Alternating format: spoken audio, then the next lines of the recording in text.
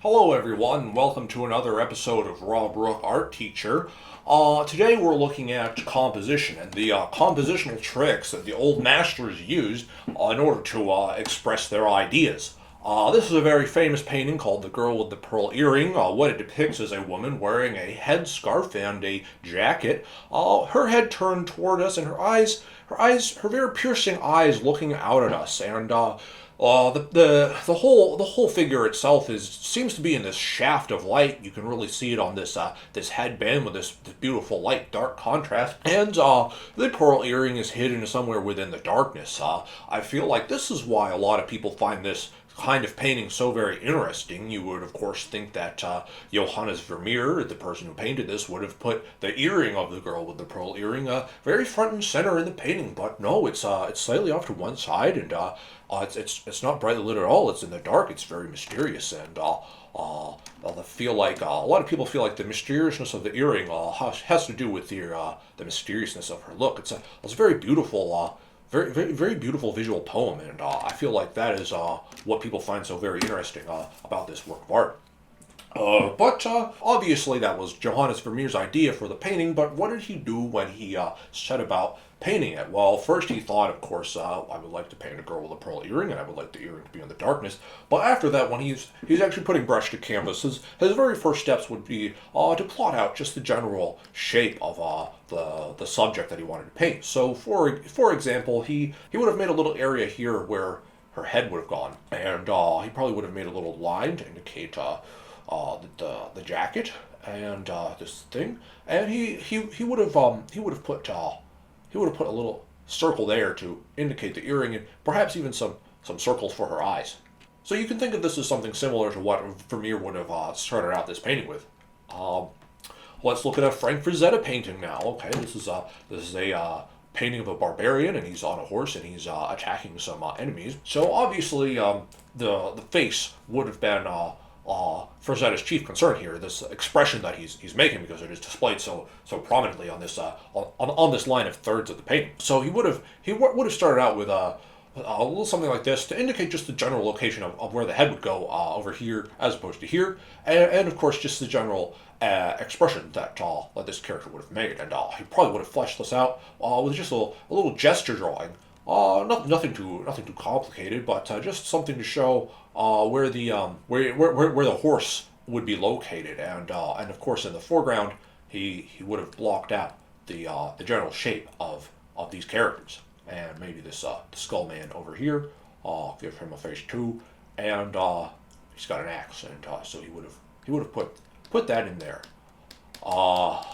So let's move on to a Mike Mignola painting. Mike Mignola, you might recognize him as the creator of Hellboy, one of the comic book characters. Although I'm not very certain if he's a Marvel or a DC character. I've yet to see him in any of the films.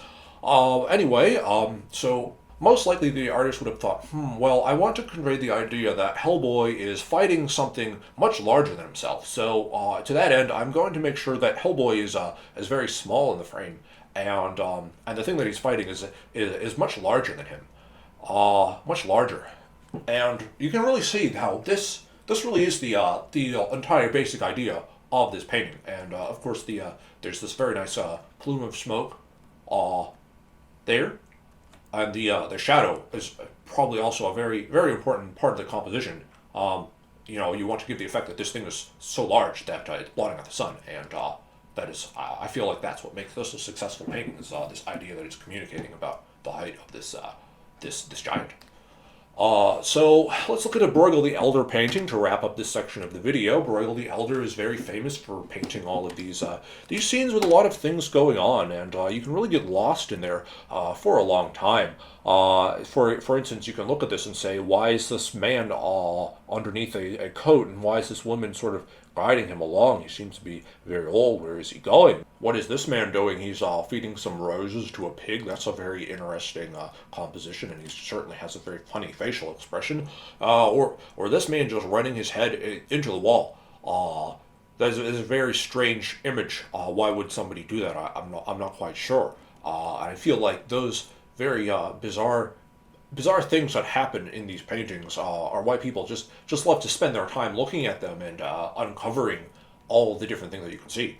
But anyway, the way that Bruegel the Elder would have accomplished this is, of course, he would have taken an idea from one of these characters, and he would said, I'm gonna put one here.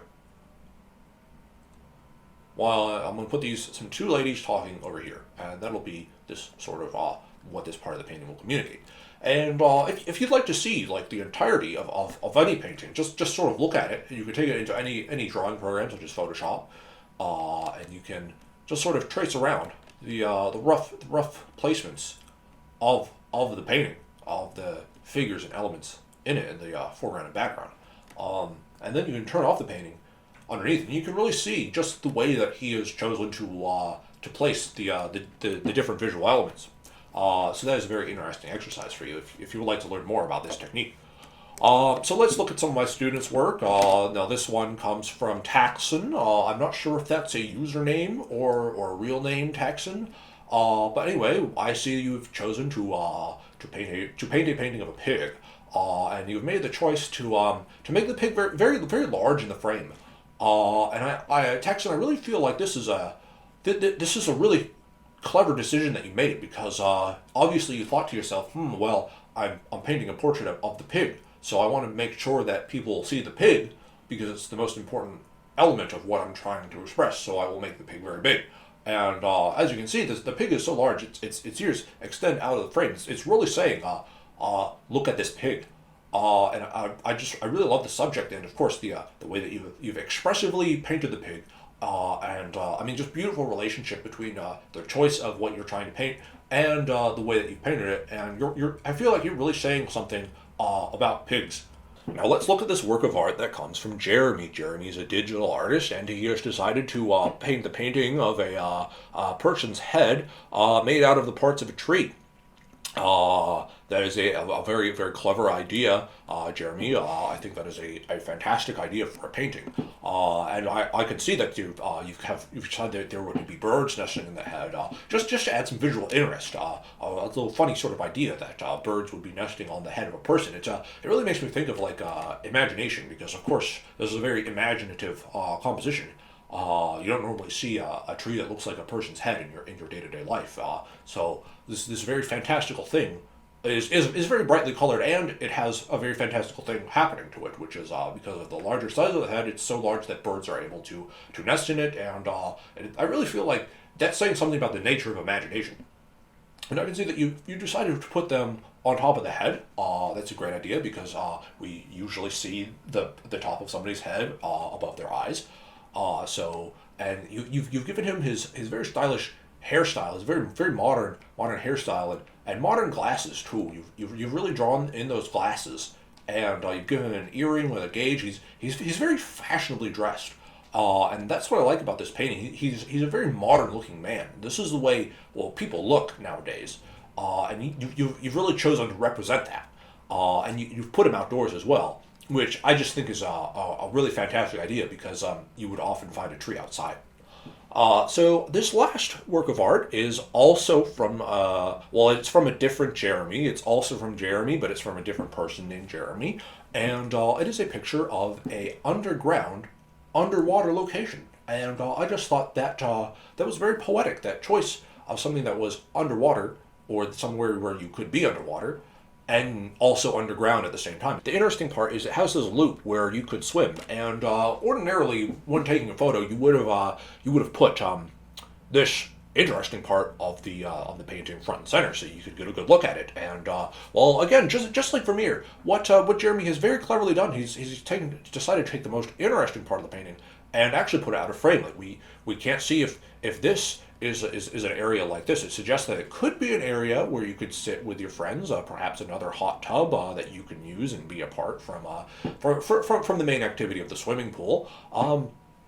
But he's decided to just leave that up to our imagination and only give us a suggestion. That was a very, very, very, very, very interesting choice, Jeremy. And you can obviously tell that the way he planned to make this photograph is when he saw the subject, he thought, well, I can make a line here, and it could sort of go here, and this will delineate the usage of space. So everything over here will just be this big expanse of nothing. We'll just put a whole lot of nothing in here. Just maybe we'll just draw something that isn't very interesting to look at.